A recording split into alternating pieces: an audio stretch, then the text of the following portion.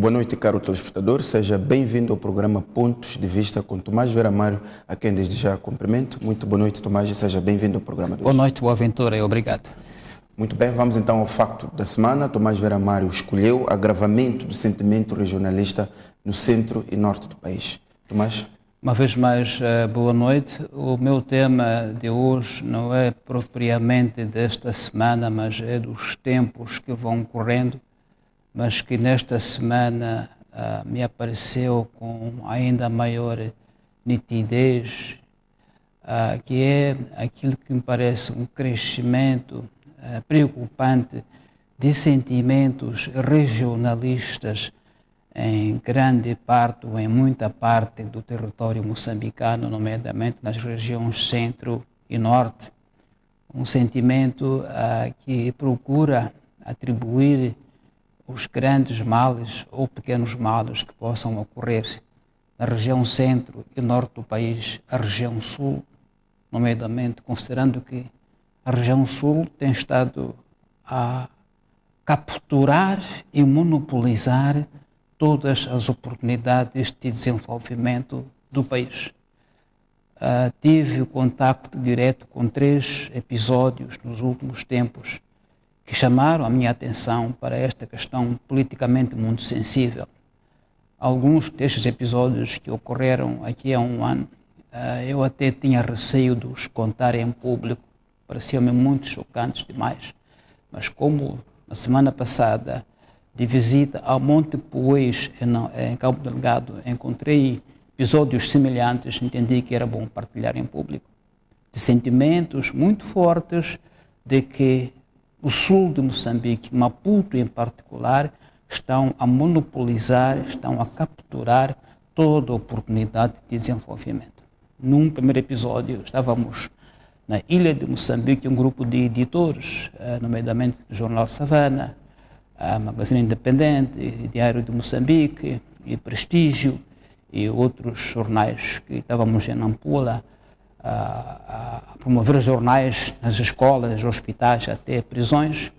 Fomos jantar a um restaurante na ilha de Moçambique. No fim do jantar pedimos a conta daquilo que tínhamos consumido. Como éramos muitos, a conta veio, a conta total, não discriminada, conforme cada um que pediu.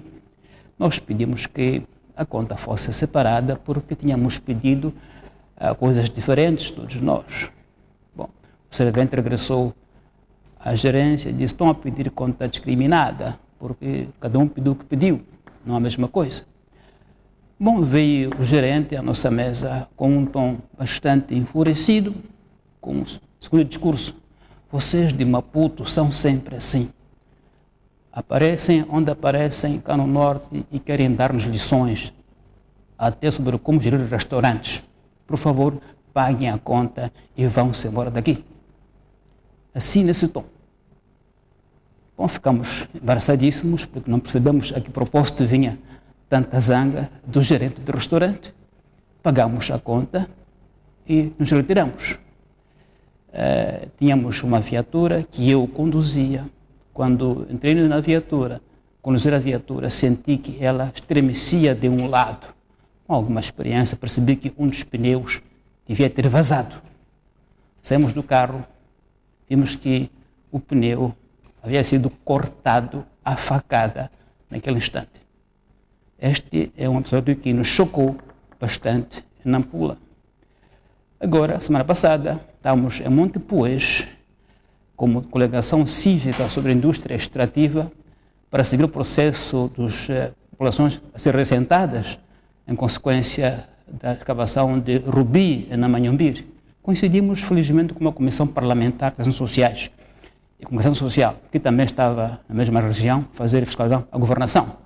Houve muitas reuniões com comunidades de Monte Poês, até grupos religiosos, sociedade civil e as comunidades afetadas pela mineração do rubi. Em reuniões que havidas em público, a comissão parlamentar e nós próprios ouvimos discursos muito violentos, dizendo, por exemplo, o seguinte: aqui em Monte Poês temos muitos recursos, temos o rubi, grafite e outros minerais explorados aqui. Mas vimos há muito pouco tempo chegaram a Maputo muitos machimbombos. 200 desses machimbombos foram entregues a Maputo. Muito depois não teve nem um. E mais, sempre que pinga chuva em Maputo, vemos ministros a correrem para as vítimas, para as acalentar. No dia seguinte, levar-lhes zincos para substituir zincos que caíram da ventania. Aqui, muito depois, nunca ninguém se lembrou que chove, que também nós temos zincos que se partem. Nós, pelo contrário, recolhemos os zincos homologados e voltamos a pregá-los para nos proteger. E mais, quando vêm cá projetos extrativos, o que a nós sobra é ficarmos sem machambas, sem territórios, porque as empresas levam-nos machambas e territórios. Pelo contrário, quando chega o emprego, quem ocupa são pessoas de Maputo. E mais, ainda que os daqui também tenham acesso a esse emprego, os salários dos de Maputo são 3 vezes mais altos do que os dos nossos filhos. Dito isso em público, até por grupos religiosos que reafirmam que ouvem isso dos filhos que trabalham nos empregos de mineração ou de outro tipo no norte do país. É preciso perceber e investigar a fundo de onde é que vem este discurso. Não se pode levar de ânimo leve. Ainda há pouco tempo, em Palma, durante 2 dias, mais de 100 jovens se manifestaram em Palma, dizendo que não têm tido oportunidade de trabalho em Palma, porque esta oportunidade é tomada por jovens de Maputo. Então, há aí um problema político muito sério que deve ser investigado com ponderação, com seriedade e verificar qual é o fundo. Não se pode pensar que é apenas pessoas extremistas ou pessoas de algum modo insatisfeitas, porque este discurso pode ser aproveitado por populistas, demagogos e trazer consequências talvez muito mais graves do que aquelas que podemos imaginar. Então, são episódios que, como eu disse, desta vez, o próprio Parlamento, através de seus deputados, ouviu em direto, ditos em reuniões públicas, de que Maputo captura e monopoliza as oportunidades de trabalho, desenvolvimento do país sozinha, servindo-se das riquezas que não estão em Maputo, mas sim no centro e norte do país. Estamos em época pré-eleitoral, este discurso deve ser tomado muito a sério e verificar quais são as causas. Para mim, eu acho que as causas são muito óbvias. É preciso que nas zonas onde há grandes recursos haja planos reais de compensação às comunidades locais e passemos dessas compensações que são ardilosas, que não chegam a ter um impacto no povo local. E isto me parece algo de muito sério para com ele não se brincar. Muito bem, Tomás Vieira Amaro, vamos então avançar para os temas, ou seja, os tópicos de discussão do nosso programa de hoje. Vamos falar dos avanços no diálogo político, a entrevista de Davis Simango a esta casa, reformas estruturais na EDM e, por fim, a intervenção do Presidente da República na visita à empresa Caminhos de Ferro de Moçambique. Começamos mesmo pelos avanços no diálogo político. Vimos um encontro entre o Presidente da República e o coordenador da RENAM. Decisões importantes foram tomadas. O prazo de 10 dias para a liderança da RENAM apresentar a lista dos seus oficiais com vista à ocupação de cargo e funções nas Forças de Defesa e Segurança. No mesmo prazo, o Governo e a RENAM devem designar o seu pessoal a integrar a Comissão de Assuntos Militares e os grupos técnicos conjuntos. O objetivo, segundo aquilo que foi anunciado, é até as eleições autárquicas, no dia 10 de outubro, a RENAM estar desarmada. A minha primeira pergunta, Tomás, é qual é a sua opinião sobre estes princípios acordados? E outra pergunta é se será possível atingir estes objetivos nas datas estabelecidas. Eu acho que, antes de mais, devemos todos nos felicitarmos por termos atingido este ponto do diálogo sobre esta questão muito sensível, sempre o dissemos, de desarmar finalmente a RENAM. Eu devo reconhecer também o esforço, não só do presidente Inhosso, como é óbvio, mas também do coordenador da Comissão Política da RENAM, o senhor Ossuf Momad, porque o processo ressentiu-se naturalmente da morte de Afonso Dhlakama e havia todo o receio sobre se a nova liderança estaria em condições de manter o ritmo e a confiança que havia com o seu falecido líder. Portanto, a Renamo também está de parabéns por este avanço muito importante que foi dado a uma questão que, aliás, tinha até bloqueado a própria Assembleia da República. Os pontos acordados, me parece que são os pontos essenciais, as 3 comissões de trabalho que foram formadas. Há todo um espírito positivo em como é possível, no pouco tempo que resta até deste outubro, é possível que se façam as eleições autárquicas marcadas para essa data. E, ainda bem que logo a seguir, a Assembleia da República comunicou que se reúne já no dia 17 e 18, salvo erro, em sessão extraordinária, para, portanto, colocar a legislação omissa que se conforme com a revisão constitucional recente, que é isso que fazia falta aos órgãos eleitorais, CNE e STAI, para retomar os registros dos partidos políticos. Então, penso que um desenvolvimento muito positivo, que fazia algum calafrio sobre o risco de as eleições serem adiadas, e esse adiamento ser um sinal muito negativo sobre o nosso processo político, porque o adiamento tinha uma leitura de que, bom, o país está, digamos, bloqueado, o país está politicamente bloqueado, não está a avançar. Se estes acordos foram conseguidos e se as partes reafirmam que é possível cumprir-se o calendário, o cronograma acordado na Beira entre o chefe de Estado e o líder da Renamo, se isso dizem as partes, nós não podemos acreditar. E, portanto, a própria CNE diz que se o Parlamento se reunir ainda esta semana, a semana que vem, aliás, vai ao tempo a CNE de retomar o processo e manter o calendário previsto para os registros dos partidos e irmos a votos em 10 de outubro. De outro modo, havia consequências em cascata, porque é preciso rever todo o calendário, podia implicar algumas ilegalidades ou mesmo inconstitucionalidades neste processo, e também haver já o choque com o processo das eleições gerais de 2019, que também tem data já marcada para 15 de outubro de 2019. Então, penso que este encontro da Beira veio refrescar-nos, veio nos reanimar e veio reanimar o país em como as duas partes estão, de facto, convictas de que a questão militar vai se resolver. Eu acho que temos que estarmos satisfeitos com esse desenvolvimento, porque era uma fase muito crítica do processo. Quando a Assembleia, pela primeira vez, paralisa a sua própria sessão em função dessa questão, mostra-se quão sensível era o assunto, sem dúvida alguma. Transmite um sinal muito negativo. Sim. De qualquer forma, Tomás, este processo de reintegração tem alguns aspectos que, digamos, não são pacíficos. Há um conjunto de decisões que vai ser necessário conformar para que estes princípios acordados na Beira possam avançar. Por exemplo, na polícia há requisitos próprios para se integrar à equipe, por exemplo, 18 a 30 anos, o mínimo de escolaridade é 10ª classe, para os homens a altura é 1,70 m, para as mulheres 1,63 m. Naturalmente, nas Forças de Defesa, nas Forças Armadas, também há um conjunto de requisitos para se lá entrar.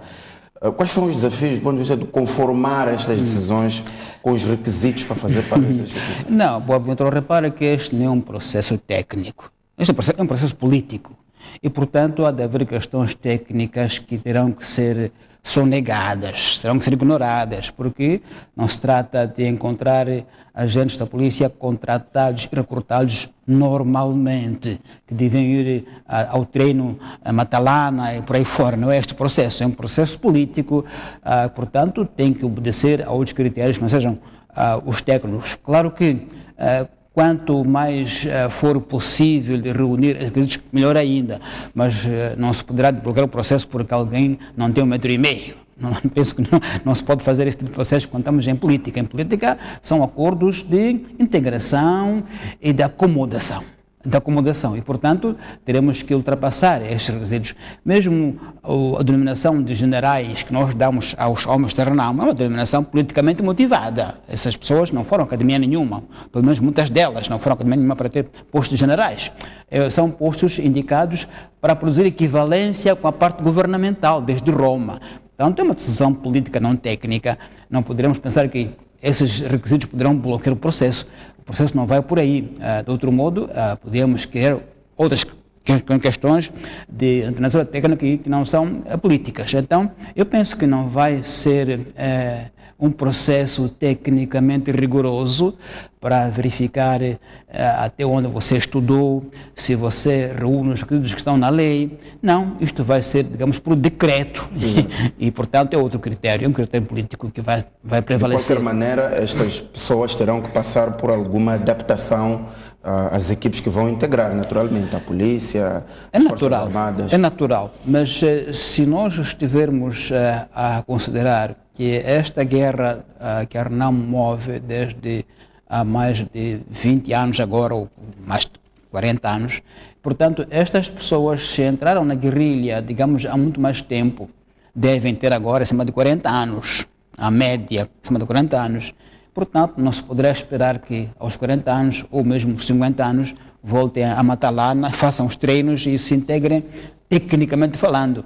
Haverá um processo, digamos, político de integração que poderá dispensar alguns passos técnicos necessariamente, sob o risco de o processo criar outras clivagens, porque não estou a ver que se possa aplicar os critérios técnico-científicos normais aos guerrilheiros da RENAMO, por várias razões, uma das quais a idade, outra, mais importante, a razão por que vão à polícia. Não vão para lá porque concorreram, não, vão para lá porque faz parte do processo de paz. Então eu penso que as questões técnicas vão ser certamente sonegadas em benefício das questões políticas que forem acordadas. Considerando esse critério político e esta ideia de que eventualmente vai haver sonegação de alguns requisitos, Tomás entende que consegue se desarmar a RENAMO até o dia 10 de outubro? Bom, se as partes assim o dizem, a RENAMO se comprometeu que 10 dias após o acordo vai entregar a lista dos seus guerrilheiros, portanto isto é dia 21 deste mês, a contar do dia do acordo, se a RENAMO assim se comprometeu. Ou seja, esse processo não é assim tão novo. Se as partes vinham debatendo o assunto nos termos em que ele foi agora concluído, quer dizer que vinham já se preparando internamente para o processo, nomeadamente que a polícia, a GFADM já vinham indicando os espaços para onde integraram a RENAMO. Não vai ser começado ontem. E é um processo que vem já há muito tempo em preparação. Aliás, já se discutia na polícia e no exército essa questão sobre onde é que vão, quais são os pontos, os postos que vão ocupar, quantos são. E também na RENAMO, creio que já houve, digamos, um alinhamento de quem vai para onde há bastante tempo. De modo que eu creio que se os prazos dados são tão curtos e as partes acordaram, sabem que já há um trabalho prévio que foi feito desde o início do processo até hoje, tal que já lhes dá uma segurança de quem vai para onde e quais são os postos que poderá ocupar. Acho que isso já está feito como um trabalho de casa prévio ao acordo, desde o tempo que estava vivo o Fosso da Cá.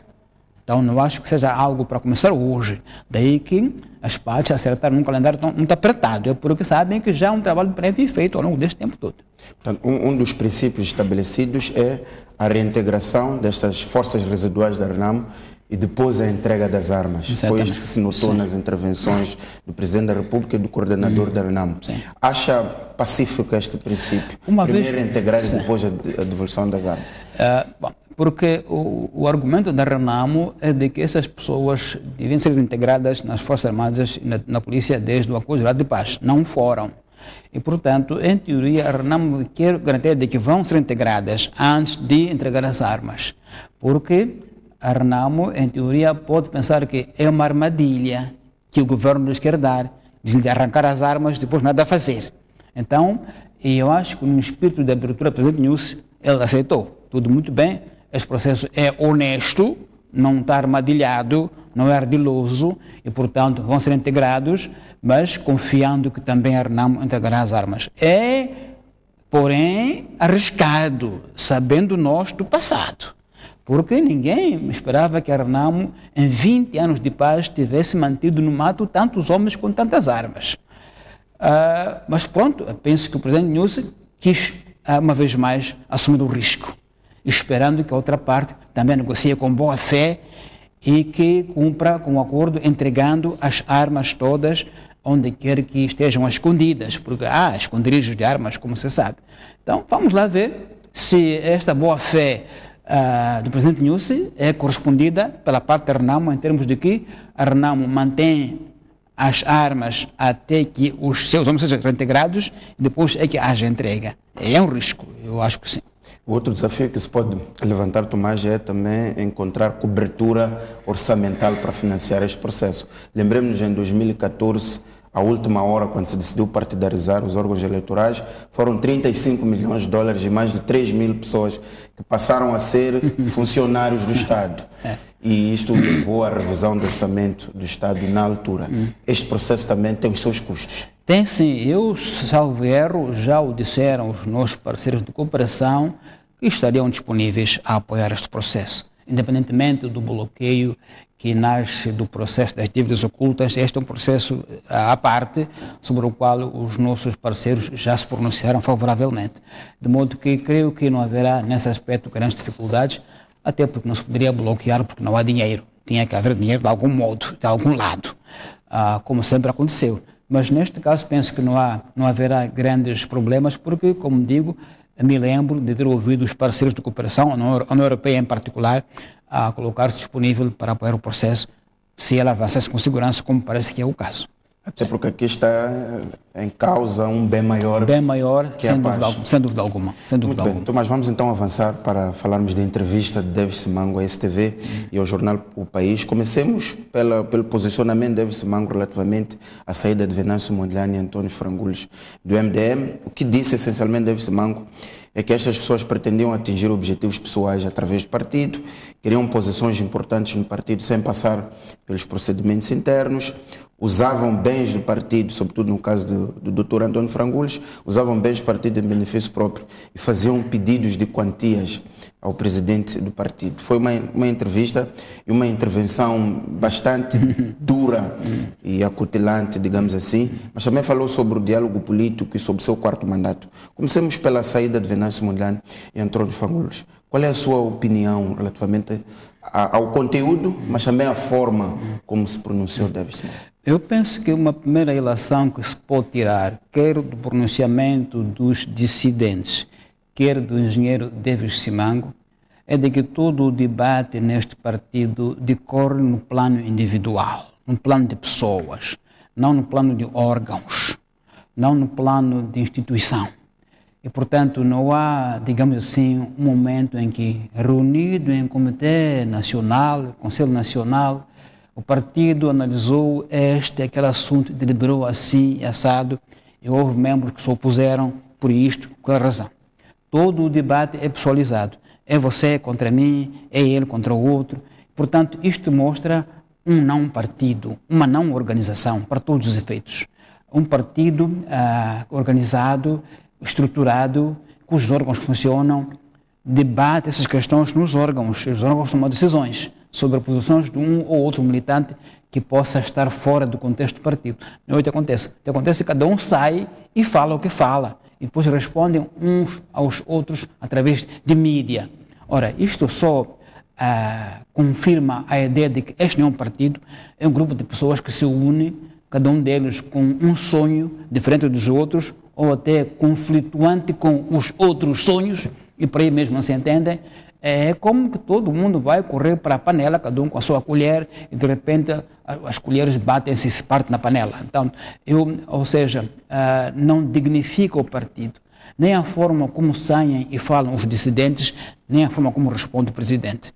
O conjunto desses episódios só nos traz esta imagem de um não partido, de uma organização feita de indivíduos que foram para lá, cada um com a sua própria agenda pessoal. Claramente, não me admira que pessoas que entendem que foram ao partido não tanto porque têm um ideal, mas porque se convencem de que têm um capital pessoal, que estão a emprestar ao partido, que estão a dar ao partido um valor devido ao seu próprio perfil pessoal. Não admira que essas pessoas cheguem lá e digam assim: eu estou a dar ao partido um perfil, uma credibilidade, quero em troca alguns benefícios. Me parece que é este o contexto.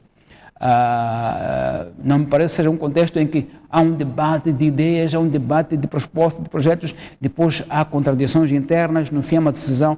Não, o presidente do MDM dá elementos lá dentro bastante insidiosos, como dizer que o Dr. Franculos pedia-me dinheiro para viajar, pedia-me carro.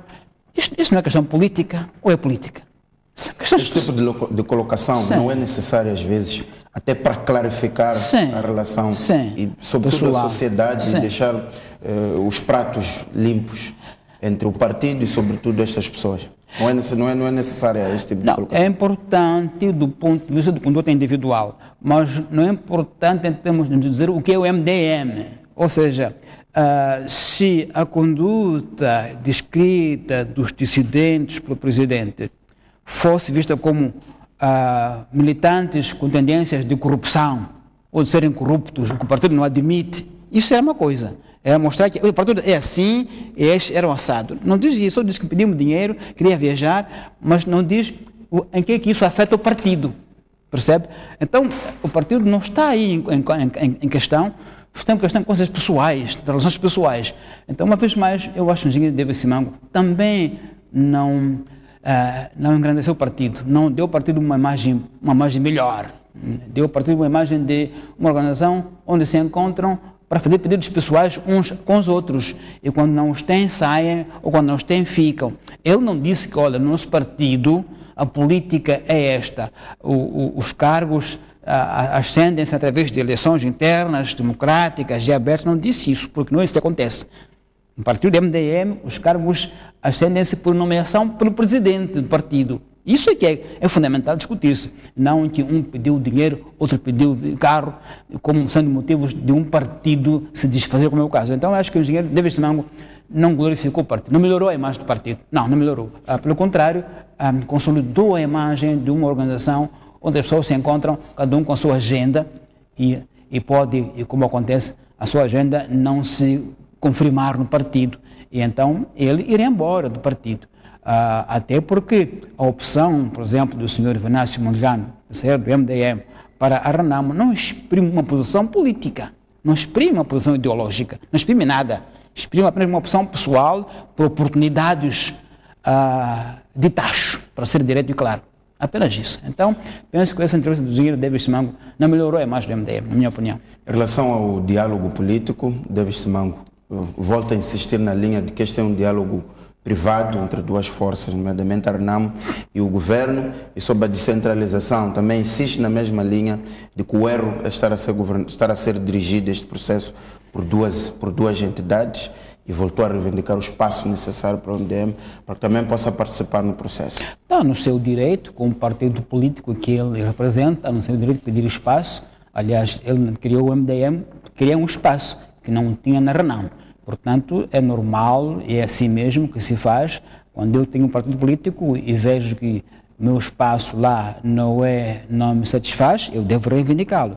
Nesse aspecto, não é o único. Também há grupos sociais, sociedade civil, que criticam o processo, em que o processo está pessoalizado. Aliás, havia quem, no impasse sobre questões militares, dizia que, bom, agora morreu o senhor Afonso Dhlakama, o presidente Nyusi está agora em apuros, porque não tem o seu parceiro no diálogo. Bom, felizmente para o Moçambique, para o país, a Renamo mostrou que pode herdar o espólio negocial de Dhlakama e continuá-lo. Então, para dizer que esse discurso do engenheiro David Simango não é estranho, é legítimo que ele reivindique um espaço, é natural também. Também digo, não é o único que o reivindica esse espaço. Agora, o presidente Nyusi entendeu que, depois de fracassados diferentes modelos negociais, devia experimentar um modelo mais direto, mais pessoal. Pelos vistos, até agora está a surtir efeitos positivos. Então, vamos dar ao presidente Nyusi a oportunidade de concluir o modelo que ele estabeleceu, sem reprovar que se peça espaço. Eu não reprovo essa atitude do David Simango, assim como outras pessoas pedirem um espaço, porque é natural que se peça espaço para que todos, no fim, nos sintamos parte do processo. Repito, é natural. Agora, podemos concordar ou não concordar, isso é outro assunto.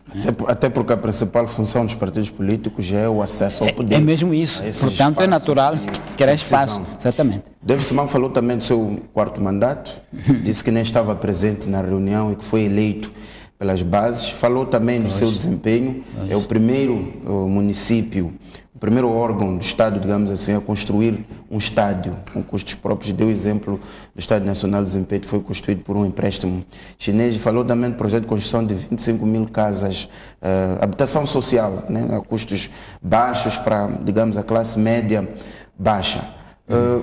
Acha que estes argumentos, estas colocações são suficientes para justificar o quarto mandato de Davis Mango? Bom, eu penso que isso se enquadra claramente na pré-campanha de Davis Mango, não há dúvida.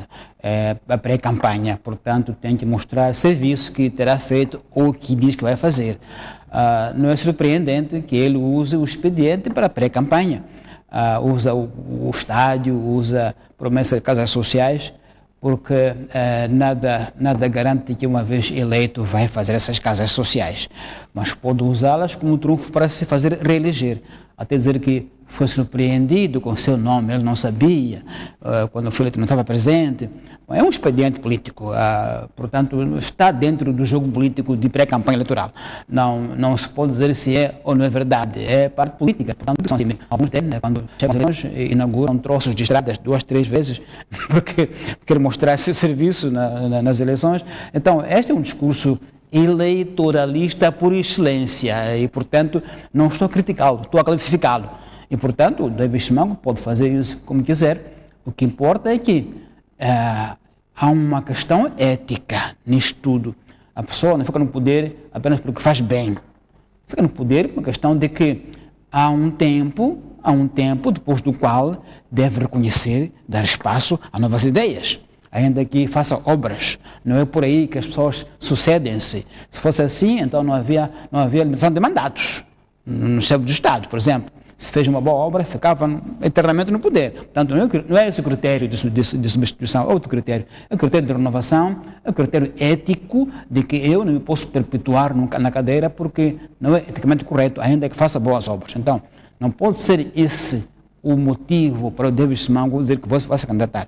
Não pode ser esse porque, repito, ainda que faça obras vistosas, ele tem que ter uma noção de que há um espaço de poder, há um tempo de poder, depois do qual a pessoa deve afastar-se e dar espaço a novas ideias, a novas pessoas, ainda que do mesmo partido.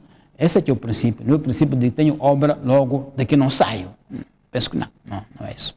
Muito bem, da entrevista de Davis Mango vamos então às reformas estruturais na EDEM. A EDEM aprovou e apresentou em público um novo regime do procurement, exatamente para colmatar alguns problemas, e o PCAD-EDEM apresentou algumas informações, digamos, de certa forma preocupantes. Uma delas é que a EDEM pagava 4 vezes mais por cada contador que comprava. Isto em termos de números, estamos a dizer, comprava um contador a 7.200 meticais e hoje compra a 1.800 meticais, uma diferença de 5.400 meticais. E disse que isto não se circunscrevia apenas aos contadores, mas também aos transformadores, aos cabos, às caixas, e a todas as componentes utilizadas pela EDM na sua atividade. Falou também das dívidas do Estado, 50 milhões de dólares que as instituições do Estado devem à EDM. Ou seja, é o Estado um problema para o desempenho operacional saudável da sua própria empresa, que é a EDM. Mas qual é a sua opinião? Sobretudo sobre essas questões centrais levantadas pelo PCAD. Eu não tenho dúvidas, Boaventura, que este quadro que descreve o doutor Mateus Magala descreve sobre a EDM é um quadro que podemos muito bem vestir qualquer empresa pública econômica. Fica certo, este quadro é uma luva que fica certo para qualquer empresa pública, pelo menos na área econômica. As fraquezas que ele mostrou podem ser multiplicadas por tantas empresas públicas que nós conhecemos em Moçambique. MCLs, TDMs, EMOSES, certamente, eu estou certo disso. Portanto, não é algo que me surpreende. E mostra bem as razões porque as empresas não são viáveis.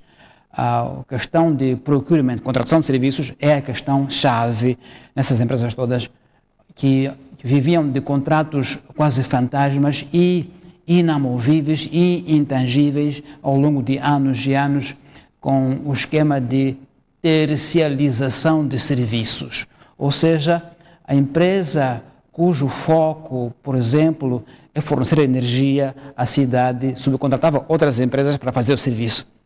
Essas empresas, não me admira que, no caso, por exemplo, dos contadores, diz o Dr. Magala, que um contador custa no fornecedor $30. No entanto, a EDM comprava por 120 a uma terceira empresa, que não fabricante. Não me custa pensar que alguém cria uma empresa para comprar os contadores de propósito, para os revender à EDM por 4 vezes mais o preço real do fornecedor. E isso pode se multiplicar por tantas empresas que temos em Moçambique, esse processo de procurement mais ou menos ardiloso e criminoso. De tal modo que diz o engenheiro, o Dr. Magala, que perdia por ano 9 milhões de dólares de preços inflacionados. E, portanto, o ataque ao procurement é onde está, digamos, a cabeça da cobra. E é aí onde está, para muitas empresas públicas moçambicanas, contratação de serviços através de clientelismos, tráfico de influências, algumas que não lembram o diabo pela sua natureza cruel e crassa e que destroem as empresas. Eu falo com segurança, conheço este quadro. E, portanto, aquilo que se ocorre na EDM se pode ser replicado em outras empresas públicas do mesmo ramo, da mesma área, teríamos uma economia pública muito melhor. E depois, a questão das dívidas. Há pouco tempo era a LAM, ou LAM que está na mão de cima. Nós dizíamos, LAM, qualquer gestor que seja, se não recebe o dinheiro das passagens, não será viável. A EDM diz que o Estado lhe deve 50, 40 milhões de dólares. Que gestor faz milagres nesse contexto? Nenhum gestor faz milagres. E eu imagino assim, imaginemos que quem deve à EDM é o Hospital Central de Maputo. O Hospital Central de Maputo é uma unidade de saúde sensível. Pode a EDM cortar energia ao Hospital Central de Maputo? Pode cortar energia? Não pode cortar energia, ainda que lhe devam milhões. Por exemplo, uma TDM, por hipótese, suponhamos que quem deve dinheiro à TDM é o SIS, Serviço de Informação do Estado. O SIS é um serviço de inteligência do Estado, é um serviço importante, estratégico. Mas se faz telefonemas ao longo de 5 anos não paga, a TDM pode cortar, o SIS, as ligações telefónicas não pode cortar. Nessas situações, como é que se gera, Tomás? Como é que se resolve? Aí está, é que em muitos casos, essas empresas do Estado têm um fundo para isso, têm dinheiro para ter energia, dinheiro para telefones, mas não usam, porque acham que a empresa pública não é importante, não vai cobrar. Não vai cortar energia, por mais que não pode desviar o dinheiro para outros fins. Porque tem lá o orçamento do Estado, por exemplo, no Hospital Central de Maputo, para pagar energia. Tem que ter necessariamente.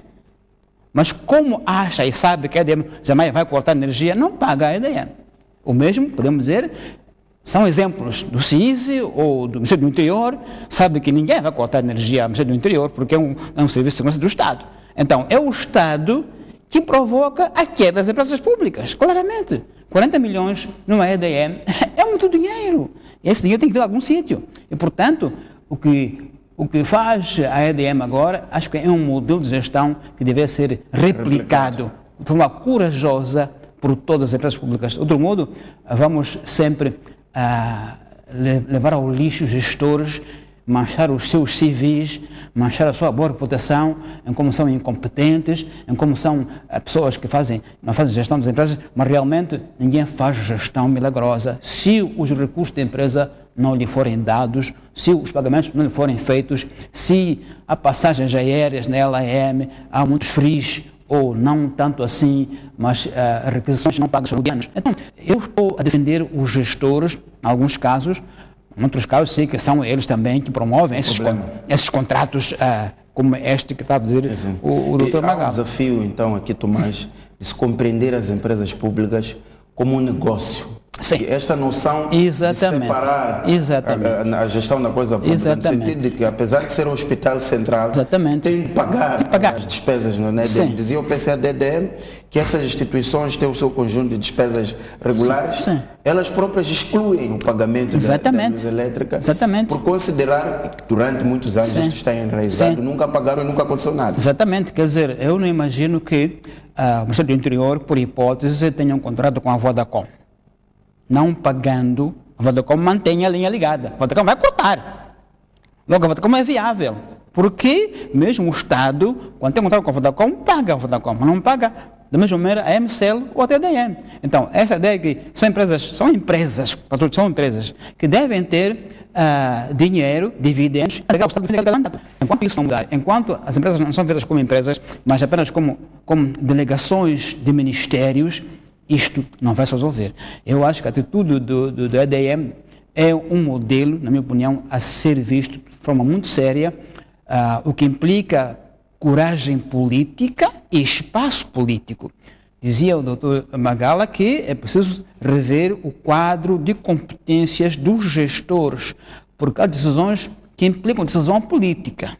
Quer dizer que, vou pôr uma vez mais um exemplo extremo, a EDM poderá ou não cortar energia aos hospitais? É uma pergunta política. Pode ou não cortar os hospitais? Então, diz sim ou não. Diz que sim, a EDM será viável sempre. Porque, enquanto houver licitação, não dá, pois não, então, nessa altura, o gestor também desiste de cobrar. Bom, então, uma questão que excede o meu poder, uma questão política, não posso cortar a energia a HCM e, portanto, sempre seria problemático. Então, há questões de poderes que devem ser discutidos sobre os gestores, até onde podem gerir, como empresas, as empresas que são PCAs, até onde podem pedir autorização política para fazer o que fazem. Então, toda essa reforma, se pretende que, a partir de agora, os gestores façam a gestão na base de resultados, contrato com resultados, é preciso que tenham um campo de ter os resultados, e não um campo politicamente minado, em que há contratos que são feitos com telefonemas. Veja lá, vai aí o senhor tal para o contrato, veja lá, recebe lá. Tem que acabar isso, senão esse resultado não vai ser nunca. Então há desafios políticos sérios que devem ser enfrentados se a reforma é para ser efetiva ou é mais um debate teórico. Tomás, o país aprovou recentemente a lei de gestão das empresas públicas participadas. Esta lei toca, vai ao âmago dessas questões que nós aqui estamos a levantar? Vai. A lei, quando tem como base um contrato do gestor que deve trazer resultados, então, quais são as condições para trazer resultados? As condições é que eu faça a gestão desta entidade como uma empresa que deve produzir dividendos para os acionistas, entre os quais o próprio Estado, e não apenas um local onde vamos todos com uma chama coletiva, cada um colher o seu milho quando quiser. Porque isso acontece neste momento.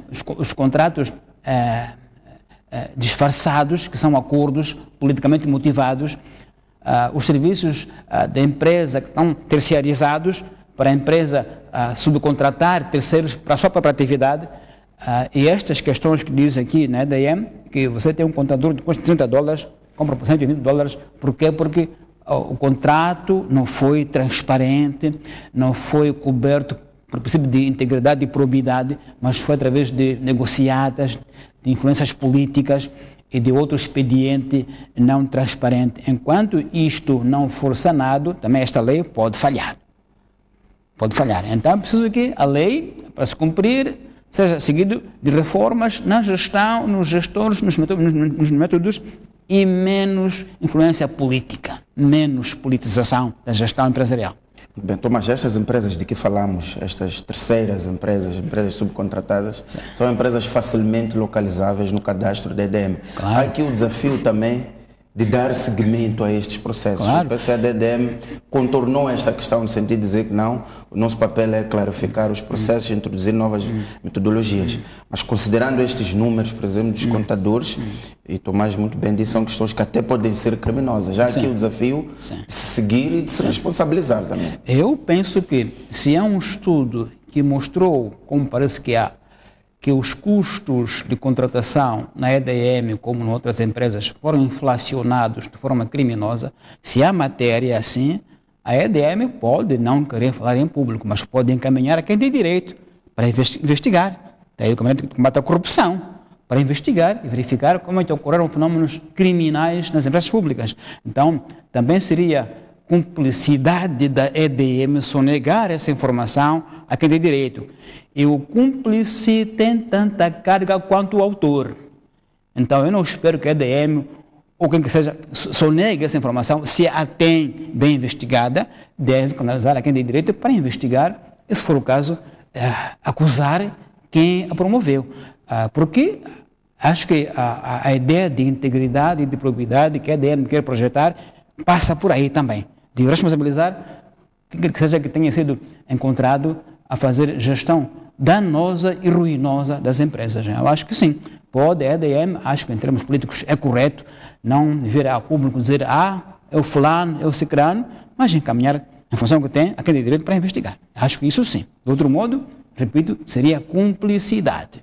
Muito bem, Tomás, vamos então ao nosso último tema, que foi o anúncio do início do período pós-crise, ou digamos, o anúncio do presidente do fim da crise. Foi no CFM, o presidente descreveu uma fotografia de uma economia em recuperação e saudável. E uma das coisas que o Presidente da República disse é que os nossos principais indicadores econômicos são reveladores do trabalho que fizemos coletivamente. Estes sinais da nossa economia marcam o início de pós-crise. Os indicadores que o Presidente apresentou é o PIB, que está estável, embora não na média de 7%, a inflação, que recuou bastante, está controlada, e a taxa de câmbio, que embora alta, está estável. Na sua opinião, acha que estamos neste momento no início do pós-crise?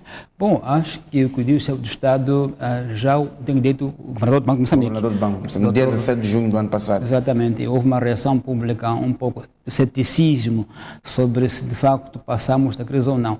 Eu acho que aqui é preciso distinguir dois níveis. Há um nível macroeconômico, que é esse do PIB, da inflação, da taxa de câmbio, é o nível macroeconômico, o nível dos indicadores do Estado. Agora há um nível microeconômico, do cidadão. Quer dizer, é preciso que este nível macroeconômico em cascata deixa e se sinta no meu bolso. Ainda falta, então, essa cascata de descer do macro para o microeconômico, para a pessoa sentir isso no mercado, quando vai às compras, sentir isso quando paga o chapa 100, quando paga o combustível. Ainda não chegou, portanto, o efeito, ainda não se propagou ao nível microeconômico. Essa que é a distinção que tem que ser feita.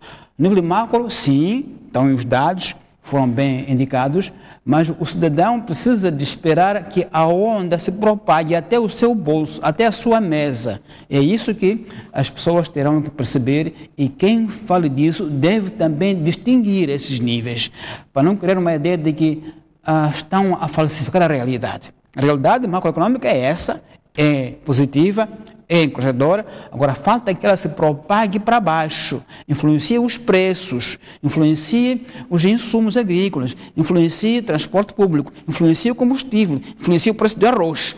Aí já é o nível microeconômico. É onde esse nível a crise mantém-se. Ainda mantém-se, sem dúvida alguma. Agora, o natural é que a onda macro se propague para o nível micro. Mas ainda não chegou lá, de forma efetiva e sensível para todos. Pelo contrário, o combustível continua a subir quase todos os meses. Não é um indicador muito importante, porque o combustível depois tem influência em outros consumíveis, como o pão, como o transporte, que as pessoas usam no chapa 100. Então, ao nível de micro, eu acho que ainda a onda está vindo aí, ainda não está impactando na minha mesa, no meu bolso, no meu salário. Então, muito bem, é verdade que a nível macro, repito, estamos com bons indicadores, e o expectável é que estes indicadores depois se propaguem até a minha mesa. É isso que estou a esperar agora. Exato. E viu-se na intervenção do Presidente da República sobre a questão do crescimento médio de 7%. O Presidente justificou que, apesar de não termos chegado lá, temos a consciência de que esse modelo de crescimento econômico de 7% não é sustentável. Pois não. Os tais PIBs que crescem, volumes muito altos, 7%, não é sustentável exatamente porque não atinge as pessoas, o preço do arroz, o transporte. Precisamente, olha, durante uns 5 ou quase 10 anos, até 2016, tínhamos um crescimento de PIB médio de 7%. É muito alto para a média africana. E foi durante 10 anos consistentemente 7%. Mas isso não se refletiu na Zambésia, em Cabo Delgado, em Niassa.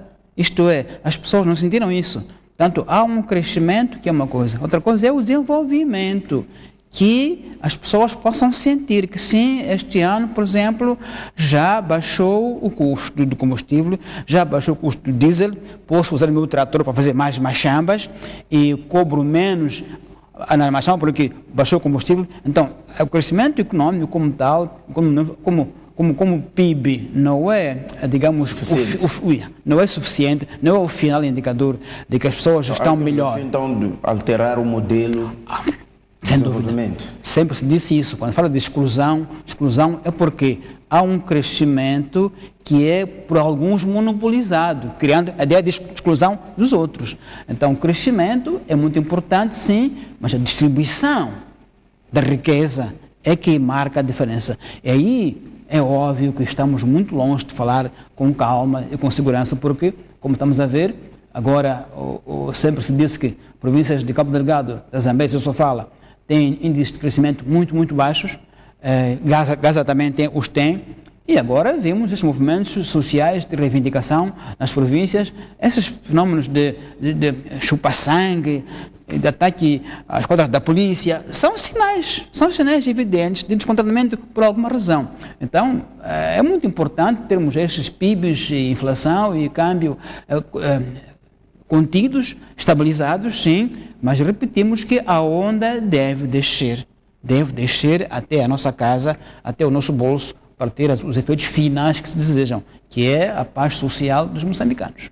Muito obrigado, Tomás. Nosso programa fica por aqui. Boa noite. Caro telespectador que nos acompanhou, Pontos de Vista termina desta forma. Até daqui a 7 dias.